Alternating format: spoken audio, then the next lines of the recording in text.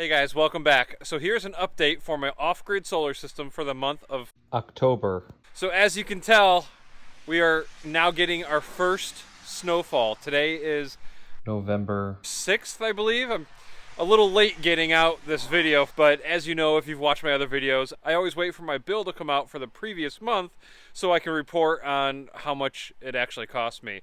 So as I guess, I didn't use any power. My only charge was the mandatory service fee. I think it was like 14 bucks or something. So that's pretty cool. Best month ever. And now we have snow, winter conditions. We've gotten to freezing temperatures at night, so that means I have to watch the batteries and make sure that they're okay.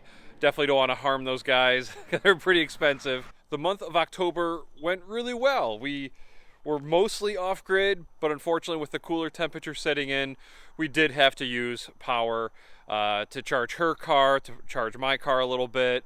And yeah, so I'm expecting a little bit of a bill for October, but I don't think it'll be too bad.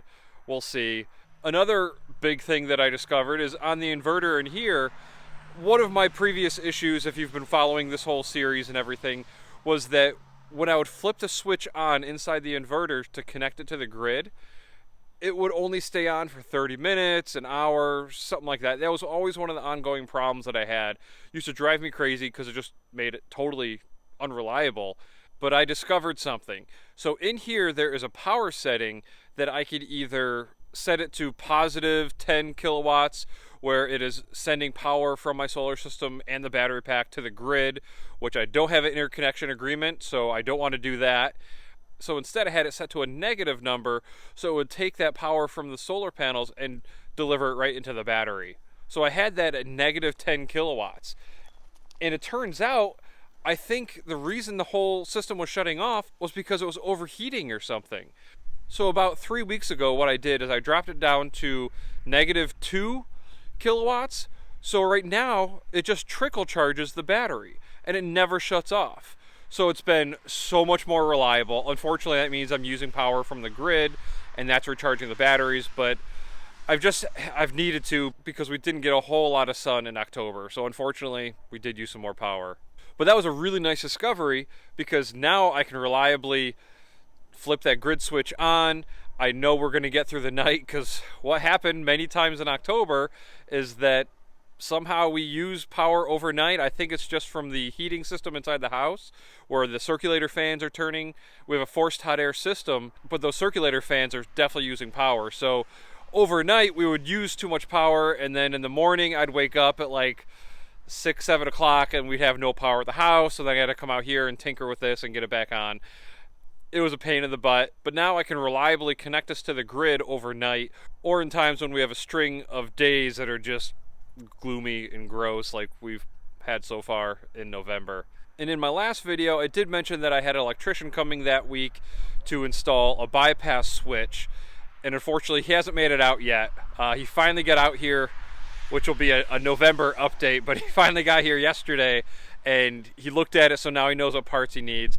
But we're still planning and trying to get a switch put in so that if I need to take one of the campers somewhere or if we lose battery power, we can just manually bypass the inverter and connect ourselves to the grid. Because again, this inverter always has to have battery power. So even if we're not using the battery, it still has to be connected. So it still has to register that a battery is there, whether we're putting power into it or taking it out. It's a design flaw. This inverter is actually really smart and it can manage grid power, battery power, solar power, all that stuff, but it won't do anything if there's not a battery connected.